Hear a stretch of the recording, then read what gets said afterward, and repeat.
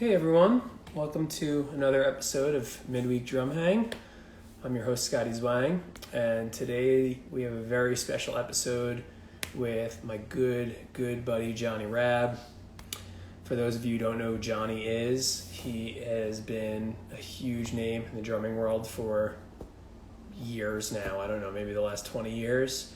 And he has put out books and has been known as a world traveling clinician educator. He has invented various drumsticks and other accessories for the drum set, and he is currently the drummer for Collective Soul. I met Johnny maybe 11 years ago when he was still drumming with his band Biodiesel, and overall great guy, and he's actually here right now, so I'm gonna get this thing started.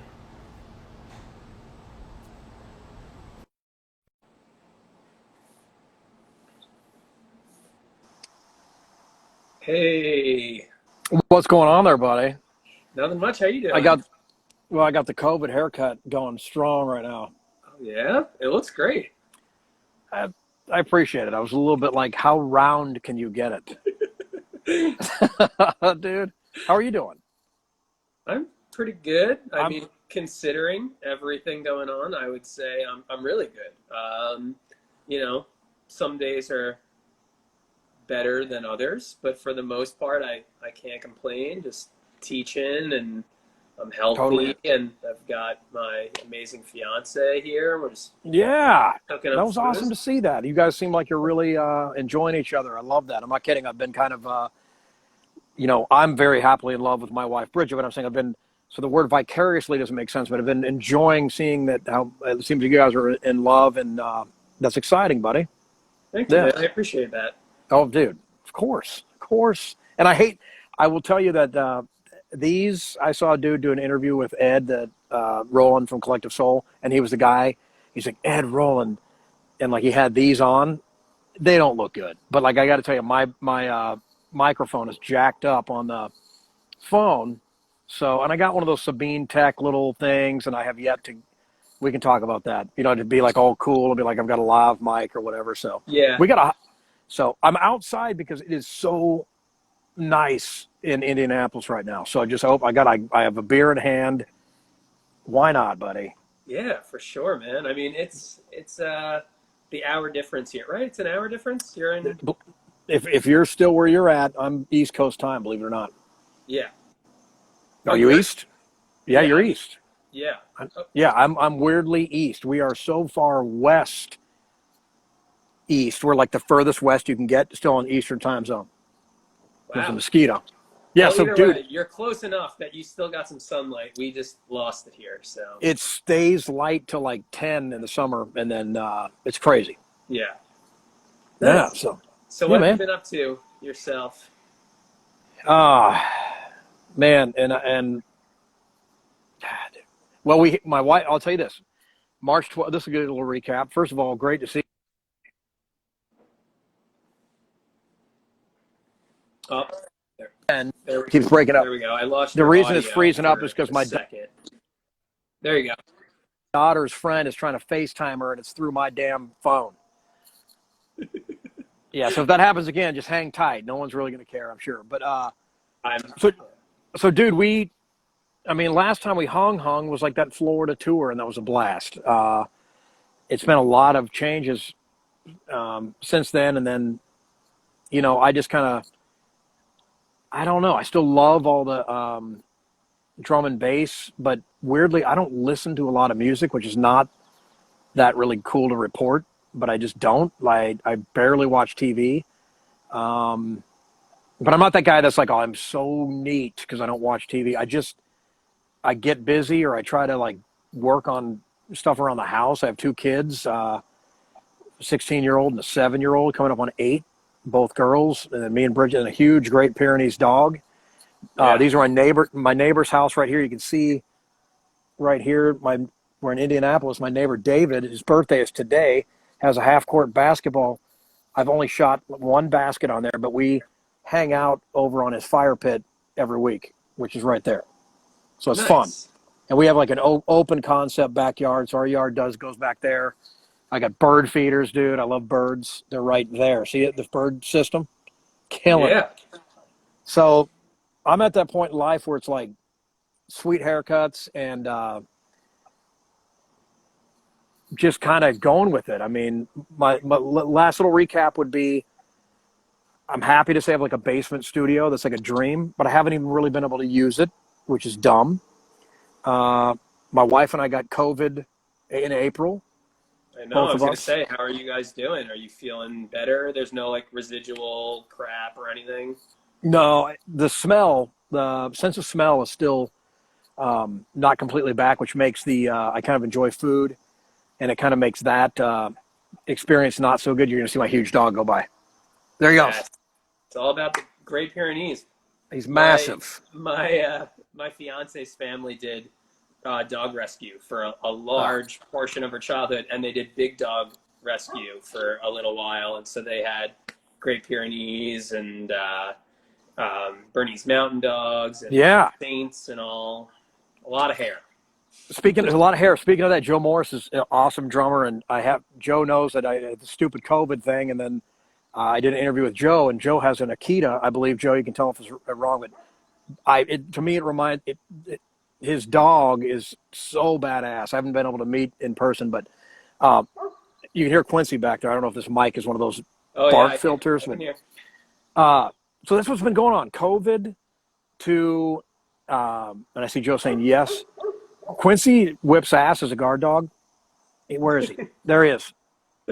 He's just hanging out. He looks like he's gigantic. He Yeah. won't listen to me but at some point during the little interview, we'll get him over here. He's awesome. There he is. So he's awesome if you're allowed to have him bark.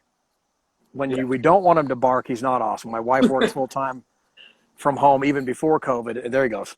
And he can be loud. He can destroy interviews or serious times. So that's it. COVID was 14 days, like 7 days of some mild fever, and then like about 7 days of halfway depression because you're like, we're quarantined and we really got the stupid, not stupid, you know what I mean? The thing, No, it's pretty. I get what pretty you mean. stupid. It's serious. It's not stupid, but yeah, it's pretty Yeah, stupid our situation right now. yeah, and then I'm trying to work with my '80s. It started off as an '80s cover band to try to have a whole bunch of acts all over the United States, and now it's turned into like an original slash also cover band. We're pumped. We're trying to do a record right now. Awesome. My dad moved to town, which I'm really proud of. He getting a little up in the years, so he's here. My wife and I kind of did like a flip, if you will, like a TV show. And Yeah. we have a little property group that we joke around. It's called Darson Property Group. We don't really have any properties. We have like my dad's that we kind of flip for him to practice, and it worked out great. But it took long time. And I'm tripping out about how, I don't know about you, but you'd think like, dude, have you just like sharpened your drumming skills? Have you been? No, I've been feeding birds, working with my kids, helping my dad, and I'm proud of it. Yeah. Drywall, trying to figure out how to do tile better, and then like I played drums for about 10 minutes the other day. Oh, no, it's weird. I mean, now is It's the weird. time though to focus on the things that you wish you knew how to do or that are going to be helpful life skills. I think Yeah. now more so than ever is that realization of that, Yeah. our life that we're fortunate enough to get to do could end, it can end for, even if there Yeah. wasn't a pandemic at any point, it could just be like something happens, band's done, whatever it is. Sure. And Sure. then you're left with kind of nothing. And now's been kind of that realization. Fortunately, I've been teaching, and it's been enough to like keep things going, and not much has changed, especially on like the financial front of things. But for the most part, yeah, I mean, there were moments there where I wasn't really spending any time playing. I'm in an apartment. I finally have like this little setup Right, here. buddy. Yeah. So it works for in here, and now I'm going to the studio about once a week since my guitarist has a studio. But for Good. the most part, I wasn't able to work on anything. And if it wasn't for teaching a student who wanted me to teach him out of this linear drumming book, I probably wouldn't have developed too many I get that. different skills. But I was forced to like, I got to pick up my reading chops. Like that's the one aspect that has changed a bit. Is that I'm back to where I was like, I don't know, Yeah. 15 years ago before I got lazy and stopped reading out of books. Well, I get it. I mean, as you're saying that, Joe had just chimed in with saying shedding keeps him sane, and I totally get it. I'm with you guys. Like, I kind of went down the other in the Fungin, the basement studio, and did a little drumble stuff, and I came back upstairs to my wife. I'm like, man, I need to do more of that because like it's not. I don't mean this in a at all ego or whatever arrogant, but like it's just a different mindset for me to like not do normal drumming, and like I was like, man, this is fun again, and I kind of dug it, and then we have this like acoustic version of the '80s thing. It's called NU Easy because the band's New 80, and I'm just doing it. I don't like cajones that much, but like I'm playing a cajon, and you know what I mean. I'm like, you're like. Yeah. They got to design. Let's design one that you actually hit that's comfortable. Yeah. And again, Scotty, I've known you a long time, so I'm going to be a little loose right now. So Dude, I'm sure you don't really care. It's like Joe. Be as Yeah. loose as you Yeah. want to be. We're literally just hanging, and then there's just people that chime in now and then, and I end up putting it on YouTube later. But you Awesome. say and do whatever you want. I don't care. We got Quincy. Quincy is just anyone's worried about it. He's still in effect over there. Yeah. He's just making sure the area is patrolled, and there he is. I love dog. it. That's what dogs. He's a great dog. Do. Yeah. Yeah. He's giant. I know I didn't know there was such a thing as called a giant breed. Yeah. I never realized that's what he is. So anyway, pretty neat. There's some. So, dude, let's talk about your. I mean, look, there goes Quincy again. Here he comes. I think. You and I like. I don't mind saying it because like we've definitely grown to be really good friends, and it's like I don't mean this at all in a negative way, but I met you when you were really young. Yeah. And no, 100%. I didn't even turn 21. I was like just about 21 when I met you. And all Retro Reginald is on here, says Pyrenees is bred to be a guard dog, and that is true. We don't have any flocks or sheep or anything like that, but we do have neighbors. He's protecting us. Yeah. But Scotty, we met, and like you were working with KJ.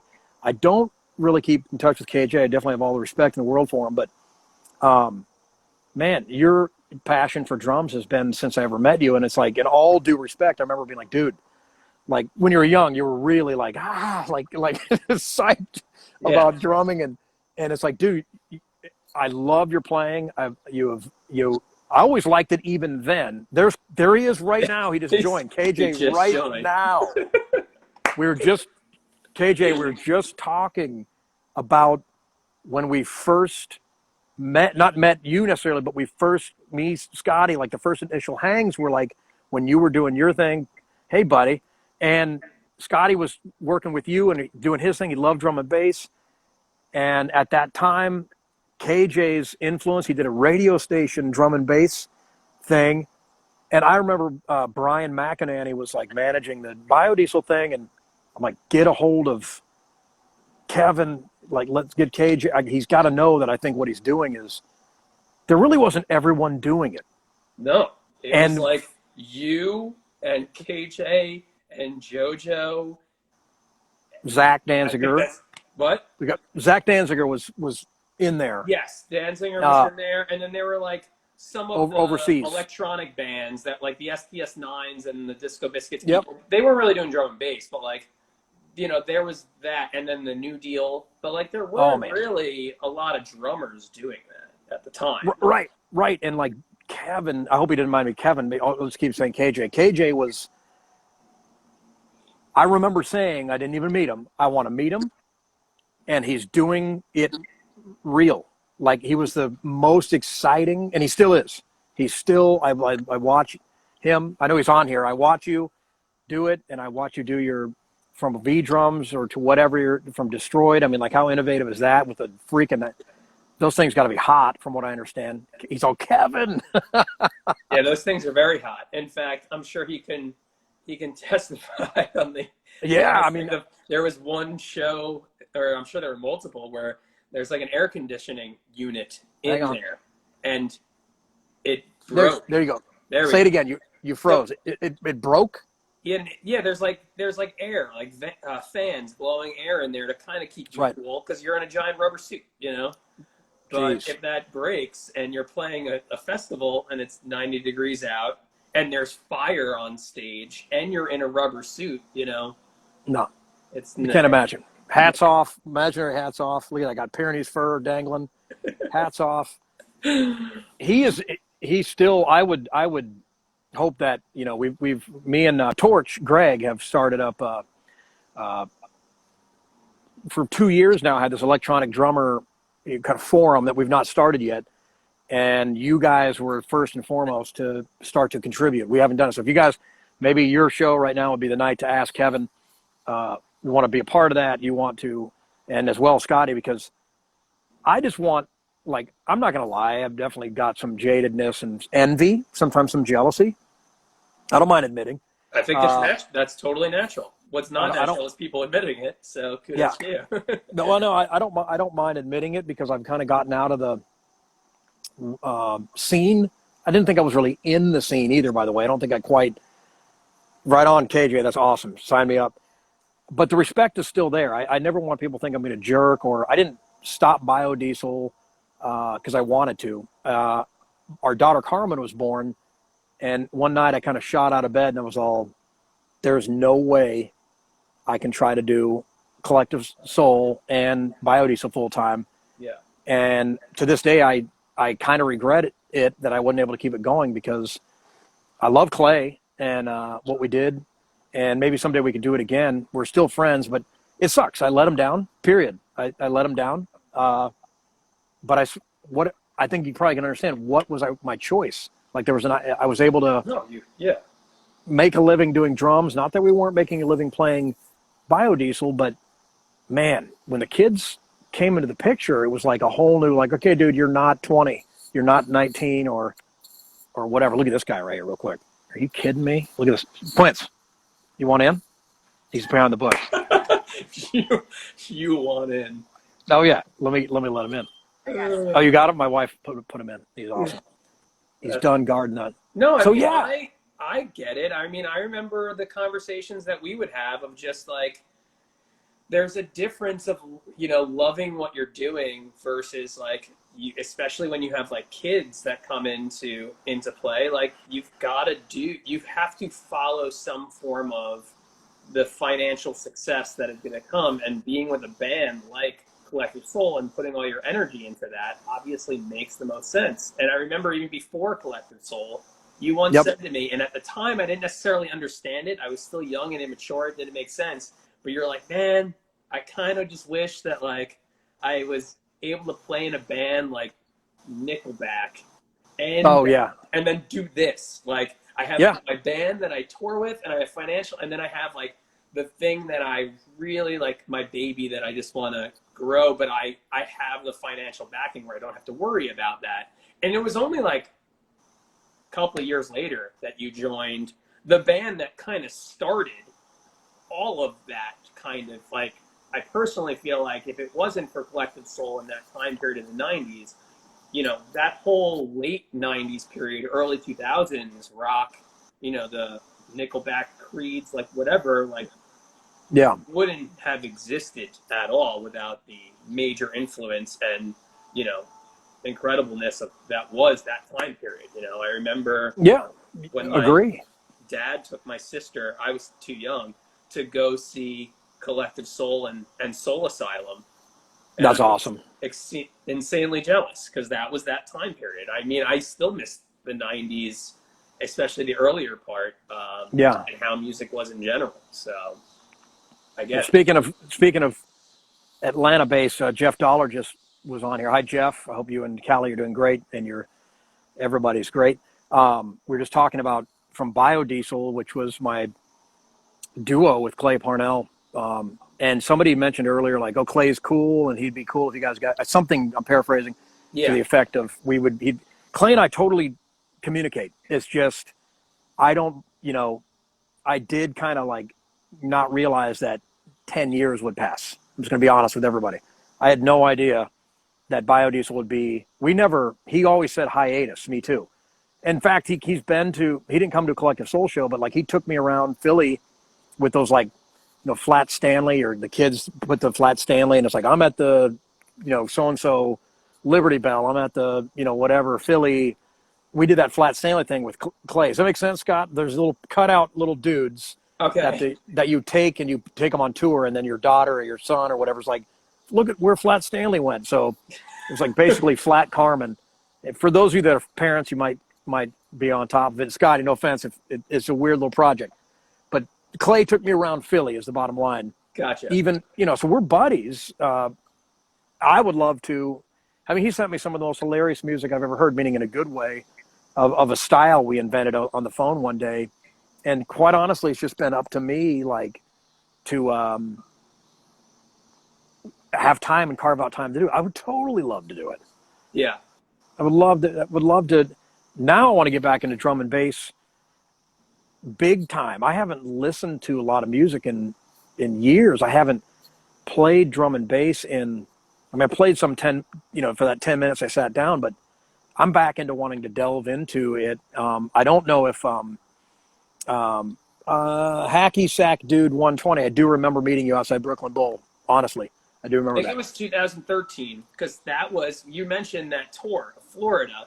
We did Yeah. like the southern tour, and then we did a northern tour where like it kind of flipped. You guys were the in-between band. In the south, it was that Greenhouse Lounge, the band I was playing with. Yeah, you sounded great. Yeah. Was headlining because that's where they were from. That's right. When we did the north, Space Jesus was doing this. I was just going to say Space Jesus. There's a lot of controversy. Dude, he's so funny, that guy. There's a lot of controversy with him right now. We won't even get into that. Is there? Yeah. I hope it's okay. Whatever. Let's just act like I don't know what's going on in life for the first part. And second part, whatever is controversy, oopsie. But I will say, from what I don't know, I love that guy. There you go. There you go. That's the best way I can put it. Definitely fun times. History is history. Can't change the past. Definitely some fun times. I remember one dude had the worst BO, but it was in the band Jim Cotta. Is that a band? Yeah, it was a band. Their manager had the worst BO, dude. It was like my brother's BO. It was like so sick. I was like, what? He's like, oh, I'd love to work with you guys sometime. I'm like, dude, anytime, but get some secret or whatever. I know he's a man made for a woman, strong enough for a man, so he could use it, dude. God, BO. Somebody likes Jim Cotta. I do too. Yeah. I like Jim Cotta. Yeah. But just the BO, I did not. Did not enjoy the BO. Anyway. Yes. Anyway. No, what I was going to say was to kind of just dive back into something I like to do with all of my guests, friends that I have on the show, is kind of take a dive back to how this all started. So I know that you were kind of like raised in the Sacramento area, right? But yeah. You were born in Virginia, though? Yeah, I was born in Virginia up to age 4, and then my dad worked for the Justice Department, like downtown D.C., all the Capitol building, all that stuff. And then he got, he retired from that and then got another job in Carmichael, California. And age 4, all the way through high school, I was in Carmichael, California, and didn't know any different. But I have fond memories of Virginia, but super quick. You know what I mean? Like a really. And when did you start playing drums? Was it while you were out there, or was this like a? I got a toy drum. Yeah, I got a toy drum set at age 3 in Virginia from my parents. I didn't know what I was doing on it. I just loved the idea and the sound of drums. And I really started messing around big time in California. Like age 4 through 8 was the self-taught years. And then 8 through high school was drum teacher, Mike Lawson. Yeah, it was awesome. That's great. And then when did the idea of like you went to Berkeley, right? And that's where you started studying with Why am I blanking No, on it's fine. You, right hey, now? Olivia. Olivia's on here. Hey, bud. No, it's okay. There's a whole bunch of drummers. And in my early years in California were, I didn't think about it. I just told my wife this because, like, weirdly, I'm married to someone that I went to high school with. This is my second marriage. It's amazing. And we didn't date in high school. So it's pretty awesome sometimes. So, like, she kind of doesn't dig it when I'm like, I totally remember you when you were a freshman. She's like, I'm not a freshman right now. I'm like, I get it. Neither am I. But it's interesting to have that relationship where we could talk about the school days and stuff. Yeah. And that time for me was so massive in the sense of learning. My drum teacher had me listening, Mike Lawson is his name, listening to Tony Williams when I was like 10. And I'm like, what is this? It's so far over my head. He's like, I want you to be able to play like this. I'm like, first of all, not going to happen. But what was neat is I did start to understand what Tony was doing. Does that make sense? Is it like the Miles years or like the lifetime? Like his. It was really the lifetime, to be honest with you. He had me, listening to that, and I'm like, I remember he sat me. It was intimidating. He sat me with the vinyl and awesome speakers and a wooden chair in the middle of a hardwood floor, and it was like, listen to this. Look at the record player. I'm leaving the room, and then he would switch records, and it was weird because he was taking a risk because I was only 12, 10 to 12. So my parents had to like have that trust of like, what's this dude doing? Like, why is he having him over why is this 30-year-old having a 12-year-old over? So he had to kind of get permission to be, and he became like, we're still super close. And he is no longer, he'll always be a drummer in my mind, but he's no longer in the industry, but he's like, we talk industry every month. He helped me build a studio down there. I mean, the dude's a whiz. So then after that was Berkeley, and he is the reason, flat out, him and Mr. Fagnani, kind of an interesting Italian-style name, Faniani, Fagnani, was the band teacher. This dude, now keep in mind, I grew up only an hour and a half away from Garibaldi. So I'm sitting here listening to Squib Cakes as a freshman year back to Oakland, only living, I'm going by the sign that's on the front of the album on a weekly basis going, Dad, that's the Back to Oakland sign. He's like, it doesn't say Back to Oakland on it. I'm like, I know it just says Oakland. Like there's an arrow for the off ramp. And I'm like, that's the album cover. He's like, I don't care.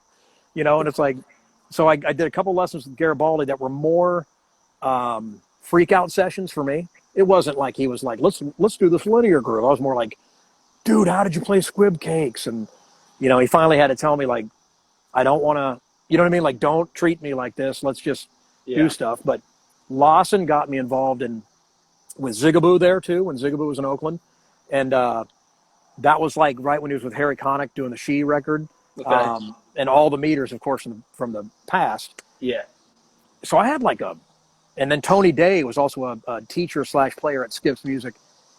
And it was right during the time of DCI, VHS tapes. So, man, from like age 12 through high school, I had adults helping me learn. And then I also was like 3 miles from the original Tower Records. So unbelievable. My mom and dad would drop me off and be like, here's your allowance. We'll pick you up in 2 hours. And back then it wasn't iTunes, right? It was, everyone knows this, but it was like vinyl, cassette, and CDs. And you would cherish, I'd be looking at P-Funk, anything with the word funk in it I was looking at. And then I thought Kraftwerk looked kind of like Devo, so I accidentally got into Kraftwerk. It was ridiculous timing. It was awesome. So fun. That sounds absolutely incredible. I didn't realize it was fun. You took some lessons with Garibaldi and Zigaboo, but I want to be very clear. A lot of people are like, I've studied with Dave Weckl. Yeah. And it's like, did you meet him at NAMM? or did you really study with him? So I want to be very clear. I did not study with Dave. I did not study with Zigaboo. No, I had a lesson or two, and I was very fortunate because I was such fans of them that I got to see under the hood, if you will. I got to see under the hood of what Zigaboo was in person and talk to him about some of the recordings he did with Harry Connick that I was so addicted to, and the meter stuff, and him going, he has such a shuffle, and he's like, try to play this back. And it was straight, straight. And I'm all, okay, here I go. He's like, dude, no. You are swinging that. I'm like, it sounds like, he's like, no, listen to me. He's straight as can be, but still, that dude sounds like he is just swinging, just jazzing up the funk stuff. And Garibaldi, the same thing. He played a little bit in his house, and I'll never forget the 49ers were in playoffs, and during the lesson, and I didn't care. He had the old school wooden TV frame. We had it too. He's like, dude, hold on. And the Niners got the ball. And so we'd watch the play. Oh, and then he'd go back to his kit, and he had that red Yamaha kit with his cymbals all against the wall. And I'm like, and not much else in the house. And if he ever sees this, I'm not. I think this is absolutely correct. Not much else in his house in Oakland. He was so into drums, and he was showing me his new recordings with. He had taken a break from Tower of Power, so he was doing wishful thinking. He just started that thing, Talking Drums. Remember that thing he did with the guys? And Yeah. so it was more of like a, how do you get to where you're at? You know what I mean? Like, how do you get, Dave, how do you get to where you're at? Zigaboo, how do you get, and it was really awesome to have that connection with those dudes. I'm only an hour and a half away from home. And then my last little thing is the high school jazz band forced me to get into non-marching stuff. I was in combo and big band from 8th grade on. And so there was heavy, weird competitions at Monterey Jazz Fest, Oakland Jazz Fest. And the players were nuts. I mean, John T. Smith was the guitar player for Berkeley High. Taku Hirano we're buddies now, but I didn't know he was drummer up in that area as well, Bay Area. All these guys that went on to do great stuff were our competition and wizards. So we were learning from students and learning from the teachers at the time. It's really, really fun. Awesome. I mean, that's incredible. I mean, I took drum lessons from the time I got a drum set when I was about 8. And then I had to take snare drum lessons because I got into this all county thing, and my music teacher at school was like, if he doesn't take private lessons to go over this music, it's going to be really challenging. So I started there and then took drum lessons, but with just local, drum teachers that were teachers at the high school a couple towns over, and they were teaching private lessons. It wasn't until really meeting you and KJ and Alan from the Biscuits that I started. Oh, Alan, yeah, man. Yep.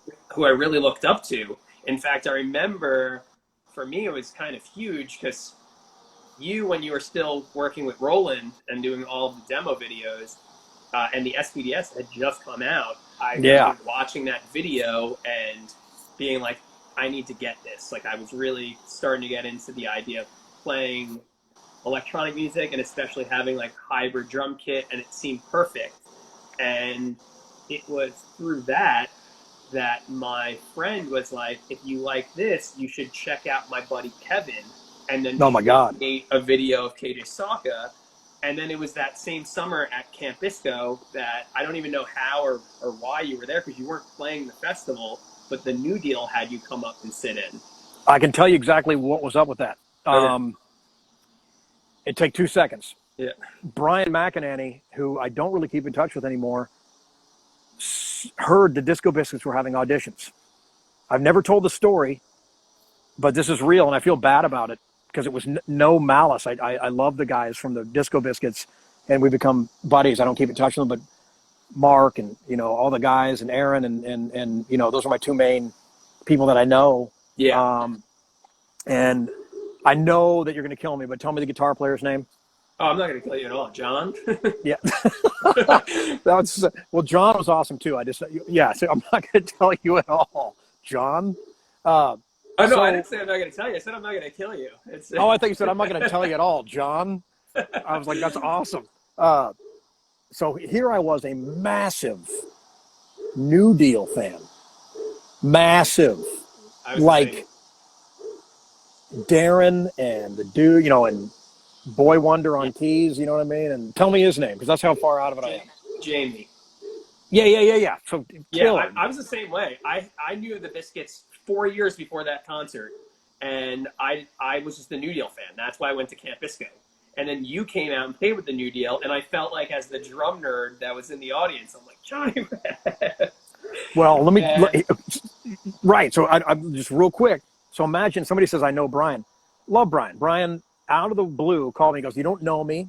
I've seen your drum and bass book. Here goes Quincy. Yes. So anyway, Quincy ran by. Know your drum and bass book. There's a band called the Disco Biscuits that are having open auditions or something like this. And I lived in Nashville at the time. And this is where everything kind of goes haywire because wording got crossed up. It really did. So check out what happened. I could not join a band then. I was working full time for Roland. And I didn't know anything about the Disco Biscuits, dude. Nothing. I was like, what is that name? I don't get it. And I know, but like, I didn't get it. And then I looked them up online and I'm like, I still don't, forgive me here, everybody. I still don't get it. I was the same way. Like, I was like, how are they? And this is no disrespect. They're monster dudes, players. But right at that time, I was like, how? I don't know who these guys are. How are they really have crowds like that? Like, I was like really tripping out. I didn't know the jam band scene at the time. I understand I totally get it because I didn't care for them whatsoever for years and years and years. Mind you, I used to follow them after the fact. Sure. And I've seen over 100 shows, but there was a period of time where I hated them. So I totally get where you're coming from. It took I had to be totally warmed up to it, and it was probably some other things that I won't get into that influenced me and enjoying the scene and going to the shows. Well, but it really took me some time, and it wasn't until that weekend that I even started to kind of care a little bit about seeing them. So right. So we see Violet on here says, if you've seen them, then you get it. And that's a fair statement. I was very, it's not that I didn't like them. I want to make that very clear. When I saw them online, I was like, I'm like, I think you guys can understand. I wrote that book. I wasn't doing anything. And I was dying to get in the scene, dying. So out of the woodwork comes Brian. He goes, if I figure out a way for you to get up here, would you sit in with them and do an audition? Well, this was an accident, but the reason you didn't see me audition for them was because Mark heard that I didn't like the band. So, and that was not the actual statement. The statement, and I'm not, dude, if Mark was here right now, I'd be hugging him and laughing. But I'm saying Mark thought that my statement, which was this: I'd love to audition, but even if I was somehow they liked what I did, I'm not looking to join a band. Yeah. And so therefore he went, well, and I was really wanting to audition. So I made the little error of saying I should have just auditioned, and I didn't, but I don't care because Alan's in there. And that's the first night I saw Alan. And that was when Brian decided, you got to meet this guy from Brothers Pass, Clay Parnell. It's Mosquito right here. Mosquito. If you guys like Mosquito, sorry, I'm trying to kill it. Okay, I'm vegan and I get it. Okay. So Brian put together Biodiesel. Brian's friend came up with the name Biodiesel. Clay Parnell and I met the night at Hunter Mountain. We didn't hang until later. I love Brothers Pass. I thought it was amazing. I thought the first drummer for Brothers Pass, Rick, but then the guy after Rick was insane. I forgot his name. I don't remember his name. I forget his name too. I know he works for Modern Drummer though. Okay, well, love that dude. And anyway, so for folks that might not be tracking, because I'm hearing what I'm saying, it might not be making sense. I got to sit in with the New Deal, and I need everyone to know that I think that thing's still floating around on YouTube, that when Darren got up and I was able to sit in with them for just a minute, still highlight. Still, I would go see them right tonight. If I'd be like, sorry, Bridget, I got to bail. Original New Deal's back in town. I would lose my mind. They're badass. I don't think that'll happen again. I know. Brian Fraser's on here. Okay. There you go. Yeah, my friend But Brian. their Sorry. new drummer is actually really good. I Oh, started to give sure up. he is. I started to give up a little bit on the last rendition of the band. It just didn't feel like the same. Like they used to have like they were very dancey and electronic, but they had like an almost like acid jazz kind of vibe to them, and it disappeared for even Okay. when Darren was still in the band for a little bit. There was kind of like a formula going on, and their new drummer like kind of brought back that old vibe of how it was in the first, Yeah. however many years of the band. But anyway, I remember seeing that and it was huge. And then you cut to 2 years later, and I got asked to work for Sokka, and that was how it all Yeah. started. And I remember my subtle way of just I'm not gonna nerd out and I'm not gonna fanboy, but I'm just gonna do the freehand on this snare drum Oh. over here and see if he notices. And No, now, but you and I, Quincy's right here now. We're getting a close up of him. yeah, Are you yeah, kidding me? Look at the gosh. yeah. He's drooling. The good Quincy. boy. He's bailing.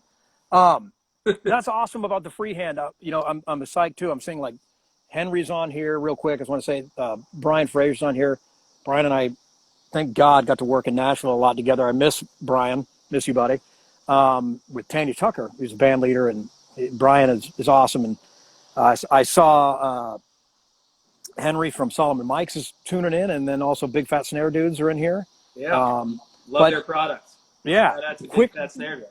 Totally. Quickly, I know what you mean. We shared that kind of joy for the new music, and like I'm bummed that Darren isn't doing it anymore. And I mean, I know he chose a different path, Yeah.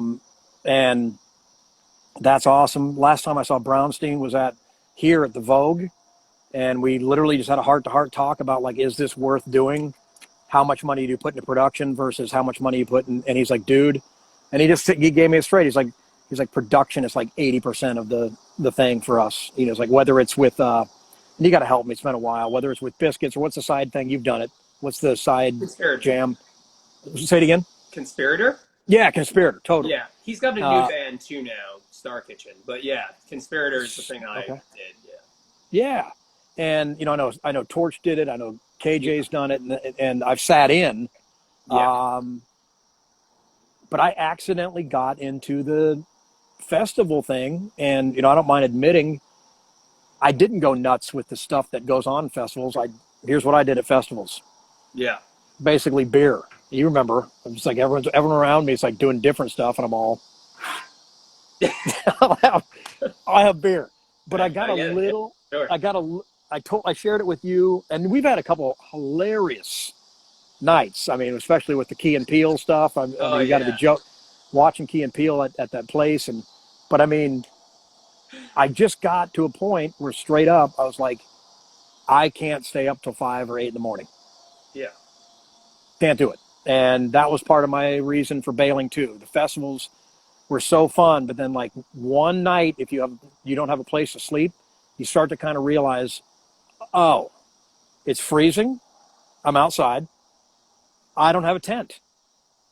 I probably shouldn't be doing festivals that much anymore. I mean, so, I 100% get it. And mind you, I'm younger than you.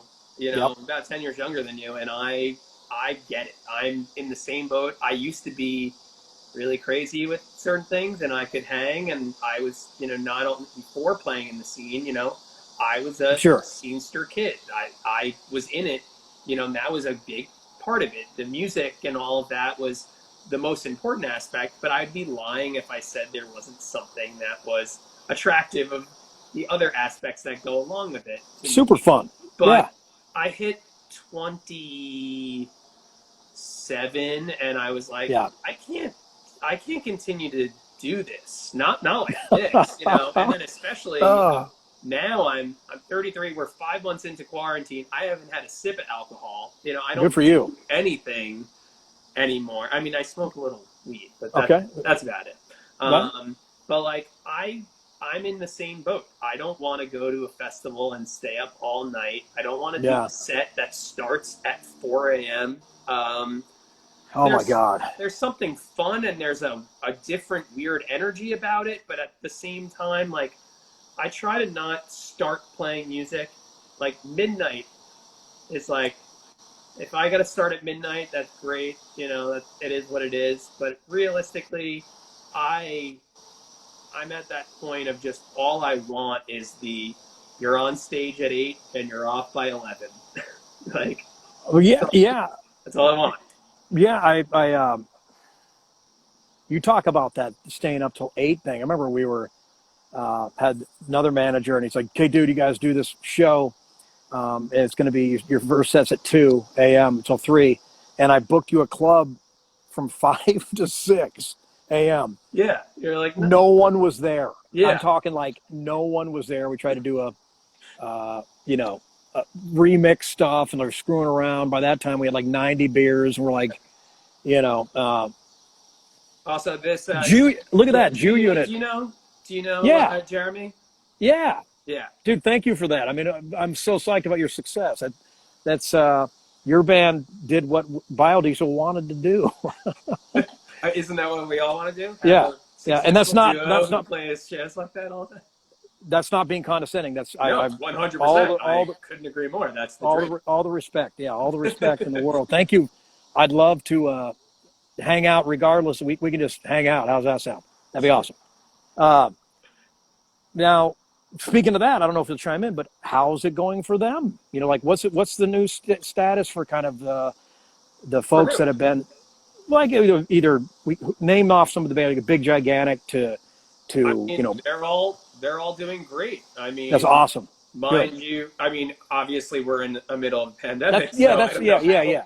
how great people are doing, That's but all in fantastic. all, people are making do and doing whatever I guess is necessary right now, and hopefully soon enough this will all end. Hello from Colombia. That's great. Hello, Columbia. Columbia.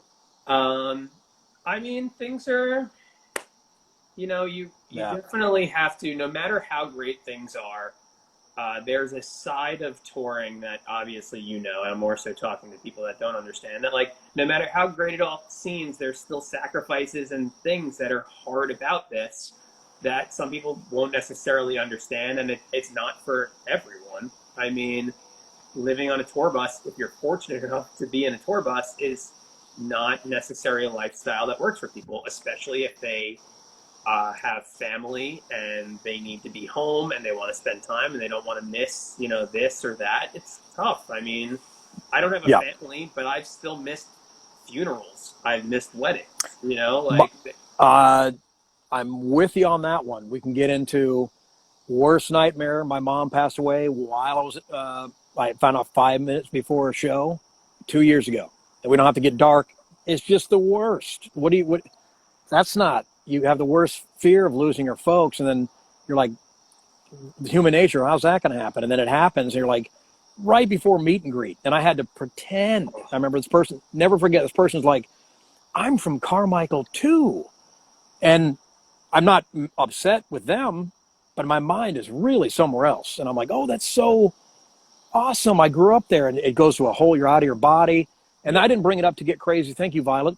Uh, we all need to be fortunate, or excuse me, need to be thankful if we're fortunate to still have our parents and then our families. And also realize that, you know, I know this is crazy. You guys don't know Brian, but it's just, I have a lot of great memories with Brian Fraser, and I haven't spoken to him for years since I moved and divorced and remarried. And my point is, those things mark time for me. Those awesome, awesome times, awesome tour stuff we did, Scotty. I mean, we were laughing a lot, and that's what life is kind of about. And you know, Jeremy, you had mentioned let's hang out sometime after post pandemic. 100%. My God, that would be great. I would love nothing more to get back in some sort of thing where I could play my weird drum and bass. And I'm threatening to, like, because it doesn't matter now. Like if I did like a drum and bass record, I'd love to. you got I a want to studio do in your basement. Just make a Yeah, drum and bass yeah, record. yeah. I think I'll never forget, by the way, I know all over the place, sending my drum and bass record to metalheads and then being like, we'll pass. They said, oh no, we'll pass on this, but it looked like they said, we'll pass it on. So I'm like, dude, you're passing it on to like Goldie or somebody?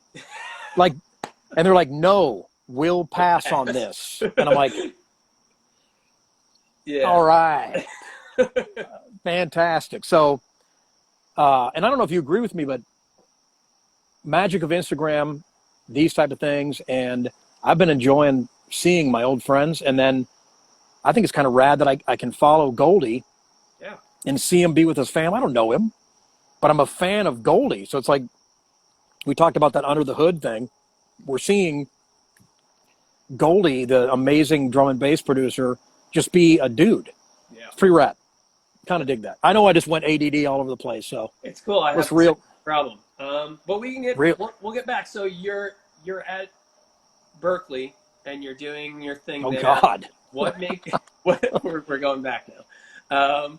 So where did you finish Berkeley? I guess that's the first and number one question. I did. So that means I was clear. I think the Berkeley rules, if you graduate, you do not make it music. Well, you're so doing fine. I'm still trying my best. I did. My parents were not musicians, but they wanted me to do music education. So I did a whopping 5 years, which I'm so respect my folks for helping me do that, because without them, I wouldn't have done it. I did music education. The 5th year was all teaching. And I did performance. So performance, I wanted to play. I got offered a job in Brookline, Mass, right out to do K through 8 music. I mean, dude, hey kids, let's get good morning, like all this, like, I turned it down. And my dad was pretty upset with me for turning it down because it was a decent out of school job. And then I turned another one down in Nashville to do K through 6 general music. And so I have not used my music ed degree except all the public speaking that they taught and all the lesson planning. That absolutely made it better for me to make the books I've done. Yeah. And like the clinic and, like, what do you want to call them, master classy type stuff like that. So yeah, I mean, you're fun. The pro. You're the guy. I don't know about that part. I appreciate you, buddy. I watch you do those things, and it takes some. I was surprised to learn of the Johnny Rabb I expect. Like, hey, this is Johnny Rabb on video versus who you are and who you are right now. You know. And just like funny, smart guy, fun to hang out with. So likewise, buddy. And I know what you mean. There's a time to be serious with it. And Poochworks is on here. It's one of my favorite screen names. He's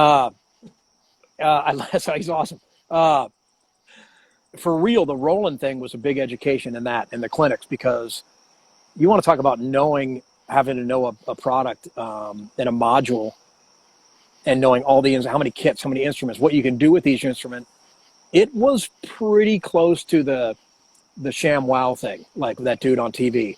I was gonna say, you definitely at that time were the ShamWow of drummers, and I mean it was in the coolest way. Awesome, like the best way possible. That it was just incredible. But you have, like, the way you start. Hey, this is Johnny Rabb. Like, it's very you get into a role. So how did Roland come about? When I had the stick company, the president of the stick company at the time, Ed Sargent.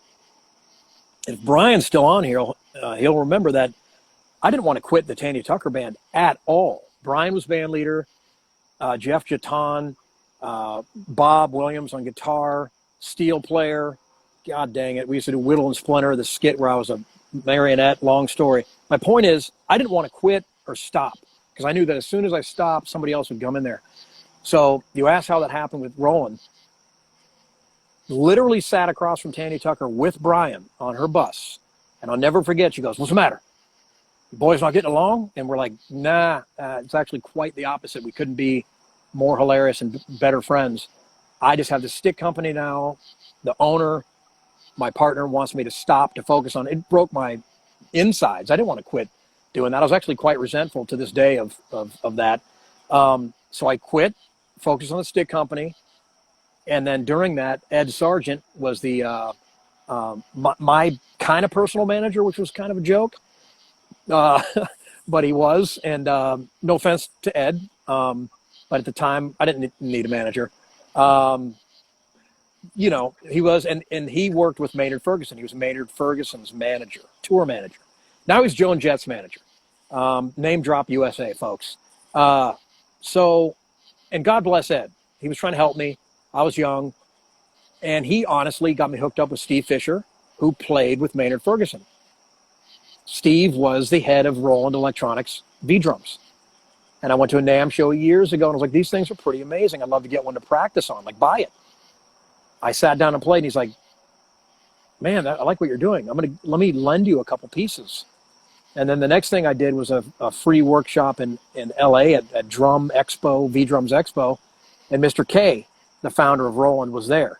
And he went up to Steve, which is very flattering, and said, why is that guy not demonstrating all of our V-drums? And it was born.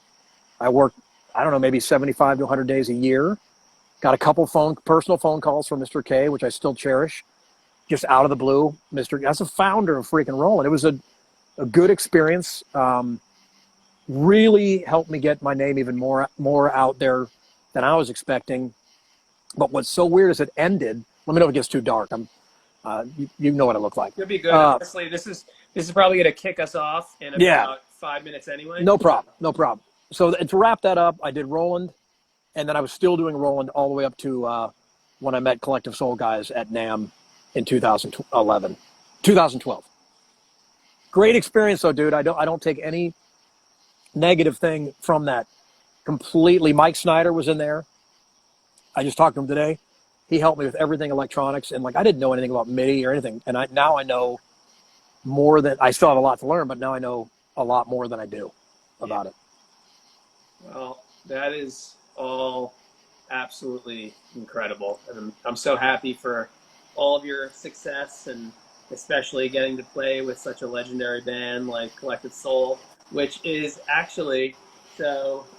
Anytime I'm in Omaha, Nebraska, or I am driving across country and I'm in that weird space where there's really not a lot happening, I'll try to have my band stop in Council Bluffs, Iowa, right across the river, because they have the Harrah's casino there. And not that I'm a gambler casino guy, but like it's a nice hotel and there's something to do. And when you're driving with like days off on the road to just like have a good place to sleep and somewhere to go, I was like, this makes sense, especially since like the rooms are pretty dirt cheap. But we're on a night off and I decided to go to the blackjack table, and they have the chips with all of the different bands that play at the venue. Oh my God. And they have you and the band and Collective Soul on it. Yeah. And I'm like, oh my God. Like I had a couple tequila drinks. I'm like, this is my friend. And I take out my phone to take a photo of the chip. Forgetting that like you are not allowed to do that at all. Dude. Yeah. So I got really pumped. What I should have done was probably just keep the chip, and I, could have done whatever. Which I was thinking about later. Like, you can't take photos, but you can take the chips home. You can. You can take a photo all you want. What's the difference, really? But I think they'd almost rather you take the chip home so you don't cash it in for cash. Exactly. So, but anyway, this thing is telling me that I'm running out of time. But I want to thank you again so much. Thank you, buddy. And I really hope to see you soon when all this passes at some point. I'm sure next year or so, or just to see you sooner than last time we saw you was 2013. Oh no, we ran into each other. We were playing a festival in Montana, and Collective Soul was headlining. Oh my God! It was very random because I'm in a jam band, and I get it. Collective Soul. Yeah, it was very weird, but that was great. Yeah, we will. Thanks for everybody. Thank you, Scotty, and dude, give me a call. Life's weird. Everyone stay safe. I'll let you wrap it up, buddy. It's your show. Thanks for having me, buddy. Anytime, man. We'll have to do this again. We'll get to the spaces we missed. It's all good, man. All right. Peace, buddy. Stay safe. Take care, bud. To everyone who's left on here, thank you for joining. Next week should be, I still have to confirm and make sure closer to, but should be Jeff Mann from Consider the Source. Make sure you hit the follow button here to keep in contact. All of these go up on YouTube, so subscribe to my YouTube page. You'll get alerts every time these pop up. And thank you again, and stay safe, stay healthy, love one another. Peace.